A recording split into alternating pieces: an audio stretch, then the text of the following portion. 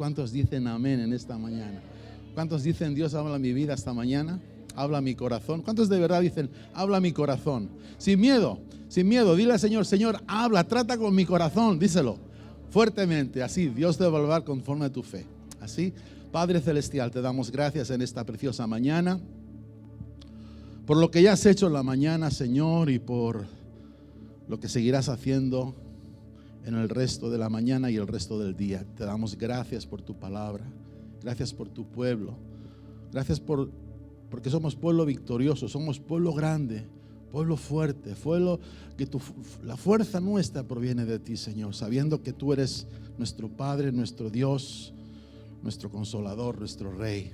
Gracias por esta palabra. Oramos que tu presencia, que tu Espíritu selle en nuestro corazón las promesas y que podamos seguir avanzando en todo lo que tienes para nosotros en el nombre de Jesús. Y todos decimos amén y amén. Pueden tomar su lugar. Gracias, muchachos. Gracias, Dios los bendiga. ¿Cuántos dan gracias a Dios por el grupo de alabanza? ¿Cuántos se gozan con este grupo de muchachos jóvenes, pero que están bien ungidos, bien llenos de la presencia del Señor? Da un aplauso fuerte a Jesús por la alabanza. Amén. Tremendos momentos, tremendos instantes de la presencia de Dios que nos lleva al tercer cielo. Estamos ahí, nos lleva al tercer cielo ahí con el Señor, ¿verdad? La misma presencia del Señor. Entonces Josué respondió a la casa de José, a Efraín y a Manasés, diciendo: tú eres gran pueblo y tienes grande poder. No tendrás una sola parte, sino que aquel monte será tuyo. Pues aunque es bosque, tú lo allanarás, tú lo desmontarás, quitarás todo obstáculo, todo árbol, y lo poseerás hasta sus límites más lejanos, porque tú arrojarás a tus enemigos, al cananeo, aunque tenga máquinas de guerra, aunque tenga carros hernados y aunque sea un enemigo fuerte. Es una promesa de parte del Señor, pero es una promesa para corroborar otras promesas, que era la entrega de la tierra, que era el recibir la tierra prometida, la tierra que fluye leche y miel. Ahora, Dios ha establecido en su palabra que los enemigos de Él y los enemigos nuestros, que sus enemigos y nuestros enemigos sean derrotados. Dios lo establece en su palabra y también establece que esos enemigos sean puestos por estrado a sus pies por medio de la iglesia y por medio de sus hijos. ¿Cuántos hijos de Dios hay aquí? Sin embargo, a pesar de lo que muchos piensan, ese hecho no tiene evidencias, algunas evidencias de cumplirse en el cristianismo actual. ¿Por qué decimos esto? ¿Por qué digo esto?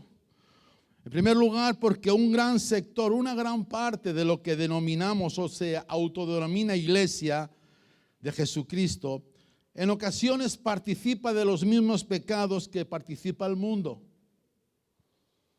Dime un amén o dime algo. Y no es extraño encontrar en congregaciones, aquí no, gracias a Dios. ¿Cuántos dicen gracias a Dios? Pero no es extraño encontrar en congregaciones adulterio, lascivia, enemistades, pleitos, celos, iras, ansiedad, angustia, depresión, tristeza, falta de perdón, amargura, rencores. Digo toda esta lista porque no es extraño aún dentro de la vida de la iglesia encontrar este tipo de enemigos. Y decimos que un esclavo, cuando está atado a gruesas cadenas, nunca podrá liberar a otra persona que se encuentre en su misma condición. En otras palabras, un hijo de Dios que está atado por situaciones de la vida no puede ser de ayuda a otra persona que pueda venir con problemas del mundo. ¿Cuántos me están entendiendo? Para poder ayudar a otros, para poder liberar a otros, tú mismo tienes que ser libre. libre de toda cadena, libre de toda atadura, libre de toda situación mundana, carnal, espiritual, que te aleja de la presencia de Dios. Eso en primer lugar. Y en segundo lugar, hay una parte más reducida, un poco más pequeña, que aunque ciertamente no participa de pecado o no son personas, digamos, que están en una vida desordenada, pero no tienen la suficiente fuerza espiritual para reprender y echar fuera a esos enemigos de su entorno. Me estoy refiriendo a la falta de oración. Me estoy refiriendo a la falta de santidad, a la falta de entrega, a la falta de compromiso. A eso me refiero. Me refiero que hay situaciones en donde empezamos a vivir la vida eclesial, la vida de la iglesia, como una vida de cristianismo de supervivencia. Cristianismo de conveniencia en ocasiones. Y estos no son los conquistadores que Dios está tratando de separar en este último tiempo. Dios necesita hombres y mujeres dispuestos a darle batalla al enemigo. ¿Cuántos dicen amén esta mañana? Gloria a Dios. La Biblia dice en Romanos capítulo 8 y versículo 22 que toda la creación gime a una y a una está con dolores de parto hasta ahora. Un poquito más tarde entraré en este mismo pasaje porque quiero aclararlo. Pero ¿por qué gime la creación? ¿Por qué gime a una y está con dolores de parto ahora? Porque ve su esclavitud. Porque ve la esclavitud del hombre. Porque ve la corrupción del hombre. Y porque la creación no puede hacer nada. Ve al enemigo tomando ventaja sobre la vida de muchas personas y ve al enemigo tomando ventaja en ocasiones sobre la vida de la iglesia y lo puede contemplar con impotencia, pero no puede hacer nada. ¿Por qué? Porque Dios nos ha dado un libre albedrío. ¿Cuántos saben eso? Dios nos da libertad para escoger, para decidir. Libre albedrío. Entonces, cuando hablamos de la promesa, cuando hablamos de promesas que Dios nos da, no podemos dejar de lado la realidad espiritual que la acompaña. Hay una realidad que acompaña nuestras promesas.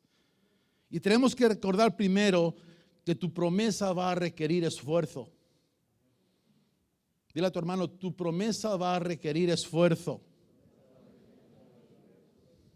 Tu promesa va a requerir esfuerzo. Josué 17:14 dice, y los hijos de José hablaron con Josué diciendo, ¿por qué nos has dado por heredad una sola suerte? En otras palabras, ¿por qué nos has dado tan poco? Y una sola parte, siendo nosotros un pueblo tan grande y que el Señor nos ha bendecido hasta ahora. Este libro de Josué continúa, como decía al principio, el relato, la historia y el relato de cómo Moisés recibió aquellas instrucciones para repartir al pueblo la tierra, la bendición, la promesa, y cómo fue repartida a la tierra prometida a los hijos de Israel. En Josué capítulo 14, del 1 al 5, ahí dice que los hijos de Israel tomaron por heredad la tierra de Canaán, lo cual les repartieron el sacerdote Eleazar, Josué, hijo de Nun, y los cabezas de los padres de las tribus de los hijos de Israel. Dice, y por suerte se les dio su heredad como el Señor había mandado a Moisés, que se les diera a las 9 tribus y a la media tribu. Porque a las 2 tribus y a la media tribu les había dado Moisés heredad al otro lado del Jordán. Otro día hablaremos sobre esa historia. Dice, mas los levitas nos le dio heredad entre ellos, porque los hijos de José fueron 2 tribus, Manasés y Efraín, y no dieron parte a los levitas en la tierra, sino ciudades en que morasen con los ejidos de ellas para sus ganados y rebaños. De la manera que el Señor lo había mandado a Moisés, así lo hicieron los hijos de Israel en el repartimiento de la tierra. De la manera que el Señor había mandado a Moisés, así lo hicieron los hijos de Israel en el repartimiento de la tierra. Y como todos, los hijos de Israel recibieron la promesa, y los hijos de José, de la tribu de José, la familia de Manasés y Efraín, también recibieron su heredad. Pero ellos no estuvieron conformes. Ellos estaban descontentos y reclamaron al líder, a Josué, por lo poco que le habían recibido, por el escaso del territorio. Y ellos eran muchos, dice, era un pueblo grande. Y se quejaron porque no habían recibido un territorio más extenso, una promesa más grande. Pensaron que era poco. A Efraín se le había entregado apenas la mitad del territorio que recibió Manasés. En la tribu de Efraín había mucha gente y ellos pensaban que porque Josué pertenecía a esa familia, Josué iba a hacer algo como líder para ayudarlos. Sin embargo, Josué no hizo nada. No hizo nada y ellos recibieron una tierra montañosa y escabrosa, una tierra que en apariencia no servía, no valía para nada. Y José, como buen líder, escuchó atentamente a los hijos de José, sobre todo escuchó sus corazones y luego les dio la respuesta lógica y motivadora. En el versículo 15 dice que Josué les respondió: si sois pueblo tan grande, subid al bosque y haceos desmontes. En otras palabras, hacer desmontes es cortar árboles, allanar, hacer espacio en la ladera del monte. Si sois pueblo tan grande, subid al bosque y haceos desmontes allí en la tierra de los fereceos y de los refaitas, ya que el monte de Efraín es estrecho para vosotros. Josué le pide a esas dos tribus y media, a esas dos familias y media, les pide que comprobaran su sinceridad al trabajar y al desmontar áreas vírgenes en donde el bosque estaba pues todo lleno de hierbas, de árboles, y les pide que lo hagan y les comprueba su buena voluntad. Y ellos al principio dijeron estar de acuerdo para hacerlo, pero si tú sigues leyendo no lo hicieron, no llegaron a hacerlo. Josué les invita a esforzarse, les invita a trabajar, a esforzarse por su promesa, a desmontar cerros, a quitar árboles. Significa eso, significa talar árboles, allanar. Entonces, el líder no les resuelve el problema, no actúa en forma paternalista, sino que los motiva a esforzarse, los motiva a ir adelante para lograr lo que ellos consideraban justo. Las tribus cananeas representan los enemigos. En toda la historia bíblica, cuando se habla de Canaán, se habla de la tierra prometida. Se habla de la bendición de Dios, de las promesas de Dios para nuestras vidas. Pero dentro de esa tierra había enemigos. Había gigantes, había todas estas tribus que eran contrarias a la voluntad de Dios. Había estos pueblos y además tenían máquinas de guerra. Pero mira, esas tribus, esos enemigos representan y son los obstáculos necesarios a enfrentar para crecer. Si tú quieres crecer, si yo quiero crecer, necesito ejercitar ese crecimiento, ese esfuerzo para alcanzar las promesas de parte de Dios. Crecer en fe, crecer en valentía, crecer en confianza en Dios, crecer en nuestras capacidades, en nuestros talentos, crecer en nuestro esfuerzo, en fin, crecer en la victoria sobre la dificultad, crecer en las victorias sobre los problemas.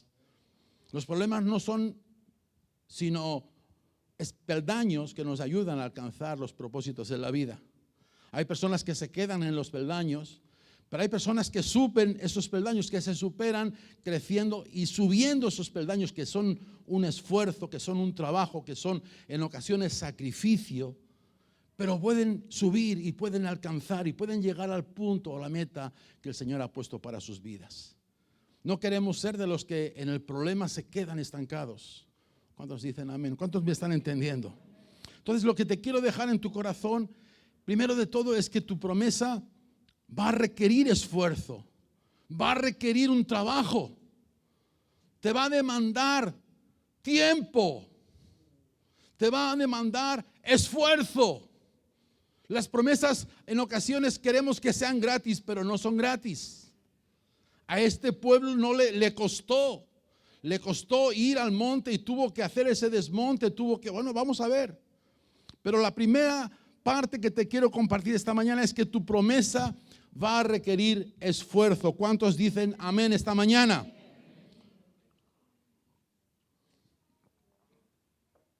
Además de eso, amados, tu promesa va a requerir esfuerzo, pero además no está libre de los enemigos. La gente de José insistió en su queja, insistió en su demanda ante Josué y volvió a pedir a Josué que le diera más tierra. Y en el 16 dice, no nos bastará a nosotros este monte y todos los cananeos que habitan la tierra de la llanura tienen carros herrados. Es decir, tienen máquinas de guerra. No está libre tu promesa de los enemigos. A los hijos de José no les agradó la respuesta de Josué, de su líder, y siguieron reclamando que no les bastaba el monte, que querían más y que los cananeos estaban mejor equipados porque tenían herramientas y máquinas de guerra. Ellos se dejaron intimidar por los recursos del enemigo. Se dejaron intimidar por las armas de sus enemigos. La respuesta de Dios a nuestras quejas, así como Josué le pudo decir a ese pueblo, en ocasiones la respuesta de Dios a nuestras quejas no es una respuesta en ocasiones complaciente. A veces le pides al Señor y el Señor te pone una puerta diferente a la que tú has pedido. Te abre una ventana, te abre una puerta diferente a lo que tú estás pidiendo. Y a veces el Señor no nos da una respuesta que nos agrade, sino un llamado a actuar para conquistar lo que Él ya nos ha dado. Y ahí un poco más adelante dice que entonces Josué respondió a la casa de José, a Efraín y a Manasés, diciendo, tú eres gran pueblo. Es cierto, tienes razón.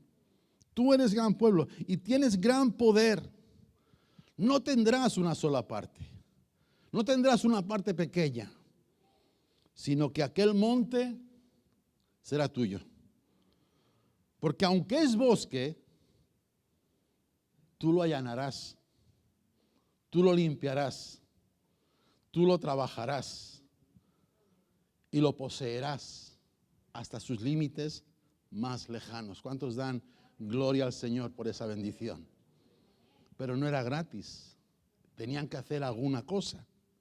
Y luego le dice, porque tú arrojarás, es decir, echarás de tu tierra, echarás de tu promesa al cananeo, a tu enemigo, aunque tenga carros cerrados, aunque tenga máquinas de guerra, aunque sus armas sean poderosas, tú los echarás.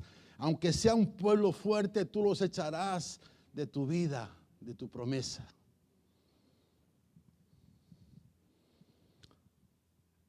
Tú puedes ver la ilustración o ver la historia y trasladarla a lo práctico en nosotros.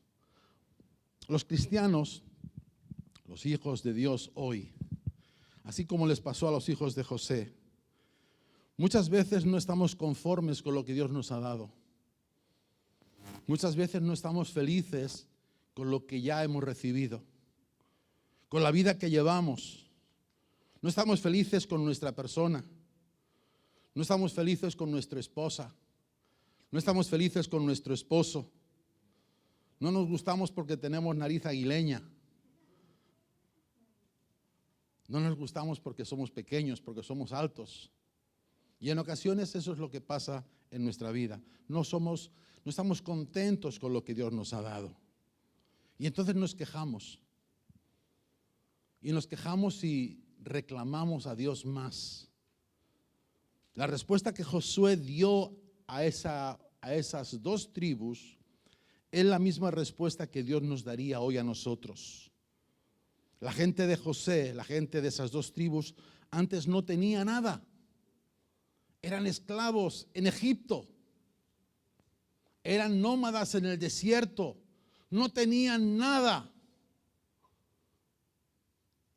Cero. Y ahora tienen una promesa de parte del Señor. Ahora tienen más de lo que nunca han tenido. Ahora tienen más de lo que nunca han soñado. Y se quejan. Y le dicen, es que somos un pueblo grande. Es que nos has dado una ración muy pequeña. Ese monte que mira cómo está, lleno de árboles, lleno de piedras, todo empinado, todo así. ¿Cuántos se imaginan la escena? ¿Por qué? Porque sabían que tenían que esforzarse. Y en ocasiones, cuando hay pereza, esa pereza genera quejas. Dígame un amén o dígame un ay o algo. La gente de José quería que su tierra sea entregada en bandeja. Quería que su promesa fuese entregada en bandeja, sin hacer nada. Oh, que no, es que yo merezco más. Es que yo, mira, soy hijo de Dios. Es que yo, mira lo que me has dado tan poco, yo merezco más. Querían recibir sin hacer nada. ¿Cuántos conocen a alguien así? ¿No conoces a nadie así? Yo sí. Yo sí que conozco. Porque querían la promesa de Dios, pero no querían esforzarse. Tierras que no requieran trabajo. Promesas que no requieran lucha. Promesas que no requieran esfuerzo. Es más fácil quejarse que arremangarse. Me ha salido hasta con rima, hermano. No lo tome como, no lo vaya a poner en el Facebook. Es más fácil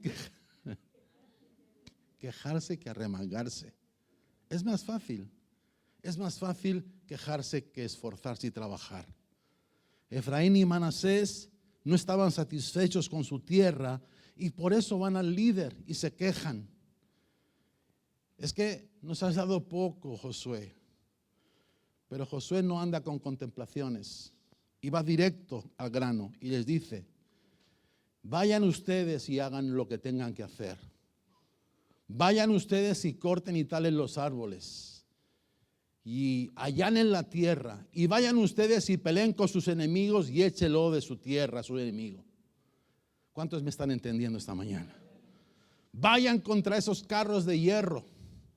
Esta es la única respuesta que nos va a dar el Señor. Esta es la única respuesta que recibió ese pueblo. Seguir peleando contra gigantes, contra carros de hierro, trabajar y talar árboles, trabajar y hacer llano el terreno, la montaña que era inhabitable. Eso era lo que tenía que hacer ese pueblo. Entiéndame, estoy hablando de cosas naturales, pero usted tiene que llevarlo al punto espiritual. ¿Cuántos me están entendiendo? El Espíritu habla a la iglesia esta mañana. Las dos tribus de José recibieron muchas tierras, tierras ricas, tierras de bendición. Antes no tenían nada. Antes eran esclavos. Estaban en Egipto encadenados y en el desierto eran nómadas, llenos de polvo. Y si no es por el cuidado de Dios, no hubieran sobrevivido. El maná, el alimento, el agua que venía al desierto, porque Dios se lo daba. Y ahora llegan a la bendición y en lugar de esforzarse en la bendición, lo que hacen es quejarse. Quejarse. Recibieron mucho. Lo que hicieron más bien es que en lugar de tomar lo que Dios les daba y cuidarlo y trabajarlo, se quejaron y pidieron más. Y es que en ocasiones, cuando hay, yo me imagino esa escena, ¿verdad? Y la llevo ahora al tiempo actual. Y cuando hay personas que piden y piden y piden y piden a Dios, Señor, dame, Señor, dame. ¿Sabes lo que yo veo? Yo veo gente que no quiere echar enemigos de su promesa. Gente que quiere convivir con sus enemigos. Y tu promesa no puede convivir con tus enemigos.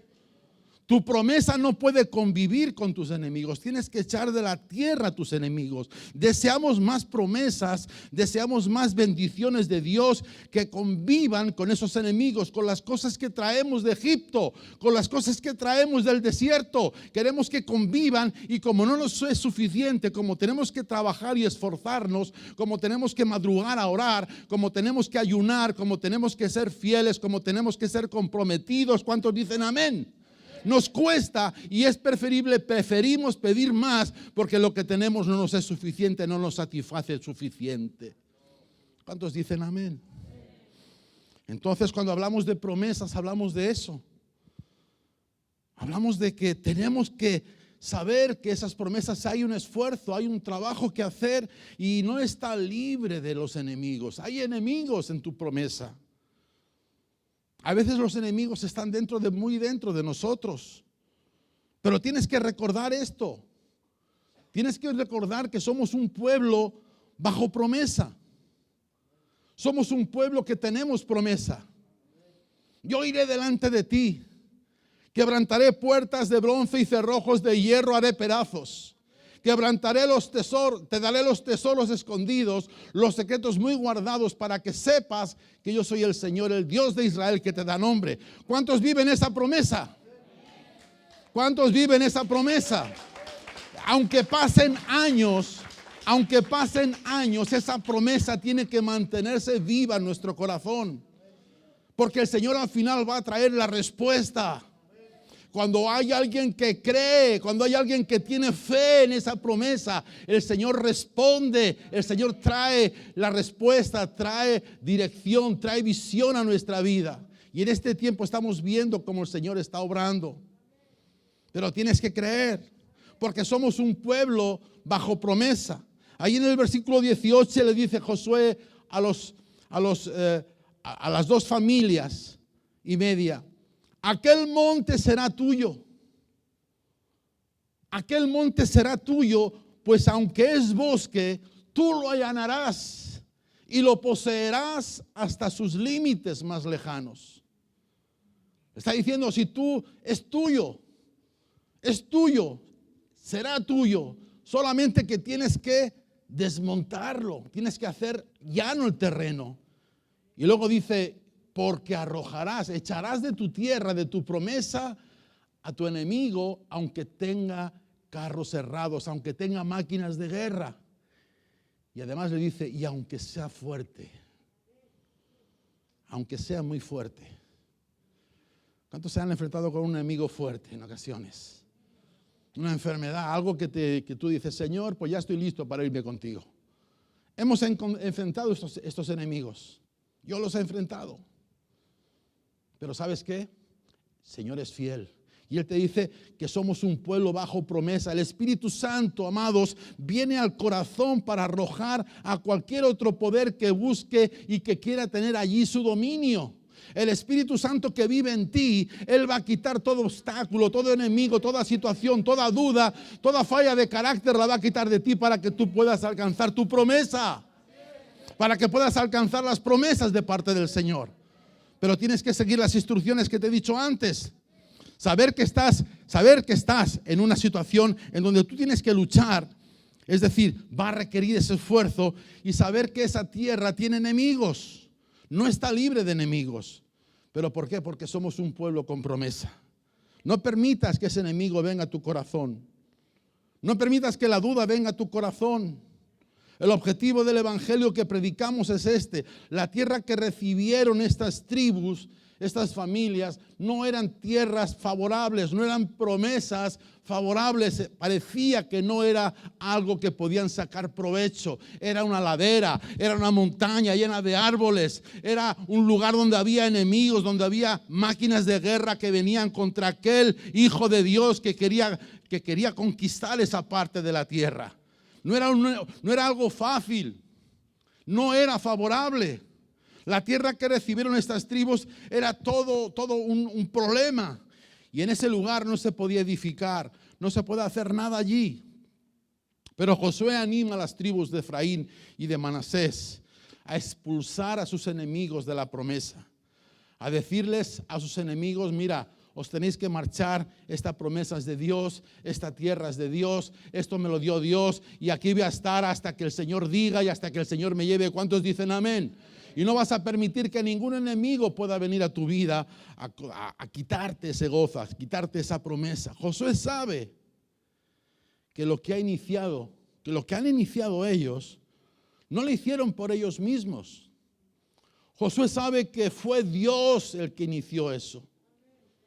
Josué sabe que fue Dios, el mismo Señor, el que hizo ese inicio, esa promesa, esa palabra. Por tanto, puede haber gigantes, puede haber enemigos poderosos, puede haber gente fuerte, máquinas de guerra, pueden haber tantas situaciones, pero Dios dará siempre su victoria porque somos un pueblo bajo promesa.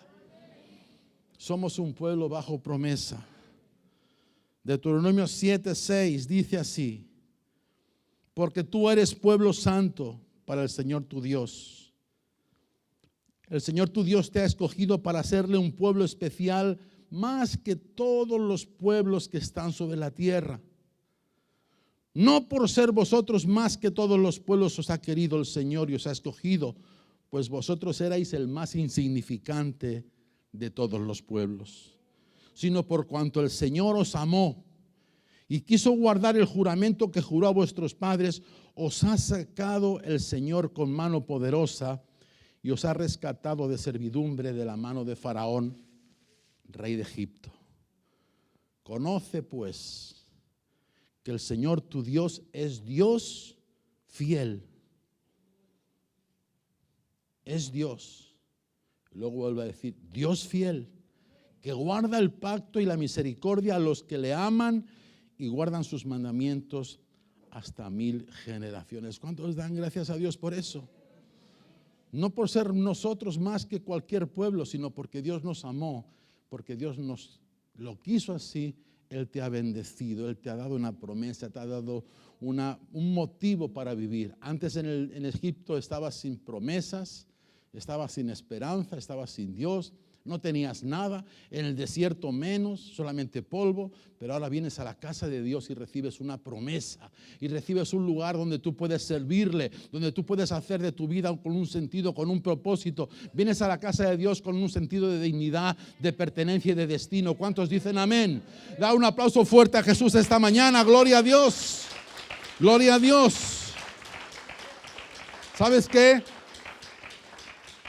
Como hijos de Dios, como hijos del Dios soberano, nunca somos víctimas de nuestras circunstancias. Porque aunque pasemos por tiempos difíciles, aunque pasemos por tiempos de prueba, como este tiempo que estamos viviendo ahora, el Señor nos da su confianza. Podemos estar confiados en el Señor. El Señor tiene un propósito en todo esto que está pasando. El Señor tiene un propósito. Digo conmigo, el Señor tiene un propósito. El Señor está gritando al mundo. El Señor tiene un megáfono gigante que es la iglesia. Y el Señor está gritando al mundo, vuélvete a mí. Porque si hubiese solución, pues el hombre busca su solución. Pero no hay solución. Por lo menos hasta ahora no se ha encontrado. Por lo menos hasta ahora no sabemos cuál es. La medicina, la economía, la política, todo está al revés. ¿Sabes cuál es la respuesta para este mundo? La respuesta para este mundo se llama Jesucristo nuestro Salvador. Jesucristo el Señor es la respuesta para este mundo. Y la iglesia tiene la facultad, el poder, la autoridad de decirle al mundo, mundo, vuélvete al Señor. Gloria a Dios, gloria a Dios. Así que no podemos ignorar por más tiempo por qué culpa, nuestra actitud a veces nos lleva a esos puntos de insatisfacción. Necesitamos un cambio, necesitamos un despertar. ¿Por qué a veces nuestra actitud hace que el nombre del Señor sea blasfemado entre los que no lo conocen? ¿Por qué a veces nuestros ejemplos o nuestros modelos que encontramos a veces son tan malos ejemplos en ocasiones? Y la gente No quiere saber de Dios. No quiere saber de Dios. Tenemos que reconocer que en ocasiones queremos que convivan bendiciones con nuestros enemigos. Y no pueden. Tu promesa no puede convivir con tus enemigos. Porque tú eres pueblo santo. Tú eres pueblo apartado, separado. Tú eres un pueblo escogido. No por ser tú diferente o ser más que otros pueblos, sino porque Dios te amó y porque Dios dio la vida de su Hijo para salvarte. Amén, hermanos. Entonces necesitamos entender esto. Reconozcamos que en ocasiones queremos que convivan, queremos seguir siendo cristianos, pero queremos tener un pie en el mundo. Y convivir nuestras promesas con esos enemigos. ¿Y qué pasa? ¿Qué pasa? Pues no avanzamos. Pero tenemos que pagar el precio necesario para llegar a ser la iglesia digna del Señor Jesucristo. Tus enemigos no pueden convivir. Mejor dicho, lo voy a decir bien dicho. Tus promesas no pueden convivir con tus enemigos. Tienes que echarlos. Tienes que derrotarlos. Tienes que sacarlos de tu vida. Tienes que sacarlos de tu corazón. Si hay algo que está impidiendo que tú puedas recibir la promesa, la tierra, aunque sea ladera, aunque sea monte, aunque todavía no esté listo, pero esa promesa está ahí. Esa promesa Dios te la ha dado. Y tienes que aceptarla y tienes que recibirla. ¿Cuántos me están entendiendo esta mañana? Así que cuando hablamos de nuestra promesa no podemos dejar de lado esa realidad. La realidad espiritual, una realidad espiritual. Necesitamos esforzarnos. Entender que nos vamos a encontrar enemigos ahí. Y también entender que somos pueblo especial. Somos pueblo bajo promesa. Ahora, en esta conclusión quiero hablarte un poco de la expectación de la liberación.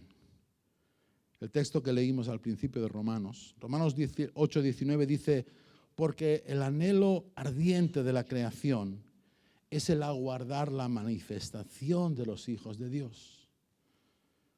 21 dice, porque también la creación misma será libertada de la esclavitud de corrupción a la libertad gloriosa de los hijos de Dios.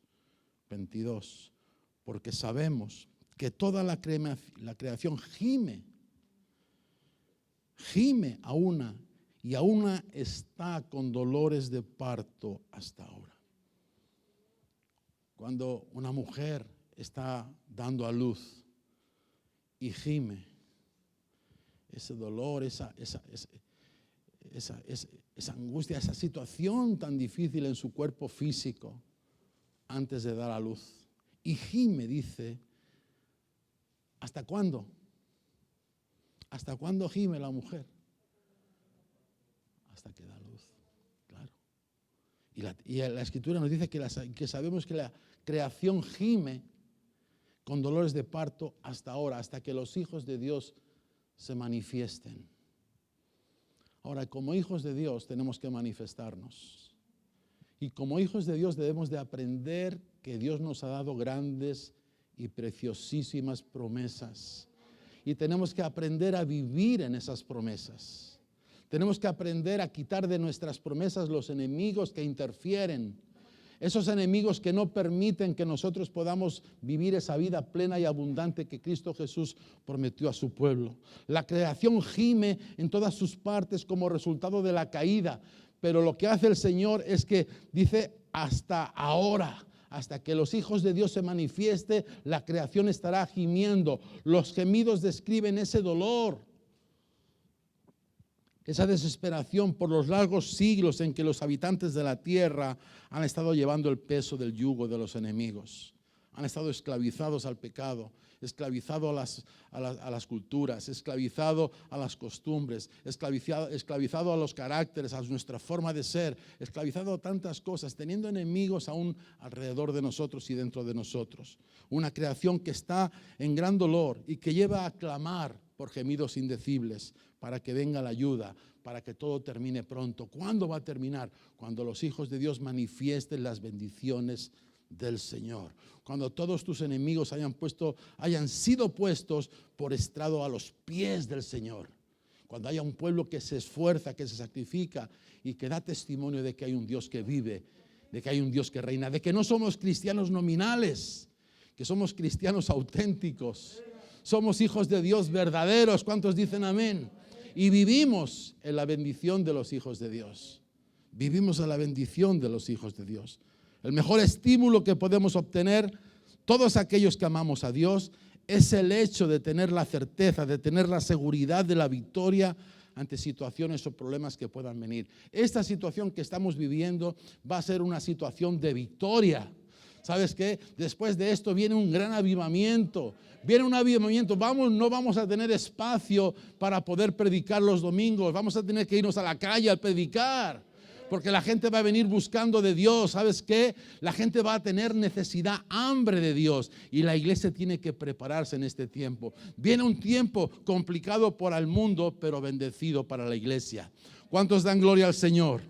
Así que este estímulo, esto lo que nosotros llamamos estímulo, es originado por Dios. Y es el punto principal que nos da el valor, el suficiente valor que necesitamos para comenzar a marchar y para pelear confiadamente.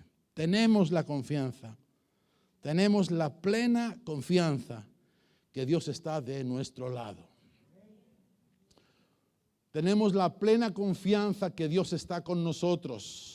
Y si Dios con nosotros, ¿quién contra nosotros? Mira, no sé por qué esta mañana el hermano Raúl me ha enviado ese texto. Me lo ha enviado en una imagen a mi WhatsApp. Si Dios por nosotros, ¿quién contra nosotros? Yo decía, amén, Raúl. Pero ahora mira, ahora ha salido. Si Dios es por nosotros, ¿quién contra nosotros? Tenemos la plena confianza que Dios está de nuestro lado y que nos ha dado la certeza de lograr la victoria. No solamente encontraremos en nuestra vida situaciones externas, es decir, no solamente vamos a enfrentarnos a enemigos externos, como puede ser este que estamos viviendo de la pandemia. También podemos encontrarnos enemigos internos, enemigos en los cuales nosotros tenemos que doblegar nuestro carácter, ¿verdad? Aquellas cosas que están impidiendo poder alcanzar la bendición de Dios. La soberbia, el orgullo, los celos, la ira, cosas que están en nuestro corazón, situaciones que provocan guerra dentro de nosotros mismos, una lucha interior. Y estos enemigos son fuertes. Estos enemigos son fuertes. ¿Sabes cuál es el enemigo más fuerte que yo me he encontrado?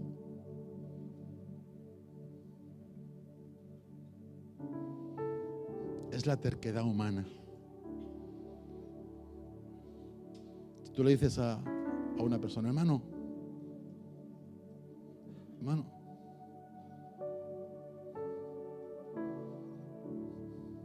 la terquedad. Pero la palabra de Dios es un aliento que nos brinda seguridad, que nos brinda confianza. Y sabemos que estos enemigos pueden ser y serán vencidos en el nombre de Jesús. Pero tu actitud tiene que ser esa. Mi actitud tiene que ser la de no permitir que, aunque la promesa tenga dificultades, porque a veces tienen dificultades, que nuestra voluntad no esté en solucionar esas dificultades. Si hay que talar, se tala. Si hay que cortar madera, pues se corta madera. Si hay que allanar el monte, pues se allana el monte. Pero esa promesa es mía. Me la ha dado el Señor. Es para mí. Es para mi vida. Es para mi familia. Es para mis hijos. Es para mis nietos. Gloria a su nombre. Es una promesa de Dios. Y no voy a desecharla. Y saber que aunque esté el llano, cuando esté ya limpio el terreno y llano, puede haber carros poderosos, gigantes, enemigos fuertes que no van a permitir o que no quieren permitir que yo tome posesión de ese lugar. Pero aunque son enemigos muy fuertes, y en referencia a esos enemigos nosotros somos muy débiles, te quiero decir que en el nombre de Jesús, diga conmigo, en el nombre de Jesús, serán vencidos, serán derrotados, y así lo vamos a hacer. Vamos a vencer a nuestros enemigos. Las promesas nos pertenecen. Somos pueblo escogido de Dios, no porque seamos mejor que otros pueblos, sino porque el Señor nos ha amado y nos ha escogido para hacerle un pueblo especial, pueblo de reyes y sacerdotes, pueblos que han sido para darle la gloria, para darle la alabanza en este último tiempo. Si un pecado tiene dominio sobre nosotros, si un pecado, si una cadena tiene dominio sobre nosotros, no somos hombres libres. Solamente una cadena pequeña que no te permita moverte no te da la libertad. La libertad completa es cuando la cadena es rota, en el nombre de Jesús. El hombre que está sujeto por una sola cadena es todavía cautivo, está todavía apresado, está todavía entre rejas espirituales, en cárceles espirituales. Así que debemos de tener la convicción y la plena confianza en la palabra de Dios. Si Él ha hablado, podremos vencer en cualquier obstáculo. ¿Cuántos dicen un amén esta mañana? Ponte de pie esta mañana. Vamos a glorificar el nombre del Señor. Vamos a glorificarlo por sus promesas, por su palabra, hermanos. Vamos a darle a Él la alabanza, la adoración por todo lo que Él ha hecho en nuestras vidas y por todo lo que Él quiere hacer. Y vamos a dejarnos moldear por su mano de amor y por su mano de misericordia. Le vamos a decir: Señor, aquí está mi vida. En lo que yo pueda servirte, en lo que yo pueda hacer, aquí está mi vida. Gracias por esa ladera, gracias por ese monte, Señor, aunque con árboles, aunque con ladera, pero gracias porque yo me voy a esforzar, porque yo lo voy a talar, lo voy a desmontar, lo voy a allanar, y yo voy a luchar contra esos enemigos que vienen en pos de mis promesas. Voy a tratar de luchar contra ellos con tu ayuda, con tu espíritu, Señor. Pero en mi fuerza no podré, pero con tu fuerza, con tu espíritu, sí voy a poder, en el nombre de Jesús. Dale la gloria al Señor. Levanta tus manos al cielo esta mañana. Vamos a darle gracias esta mañana al Señor. Oh, aleluya.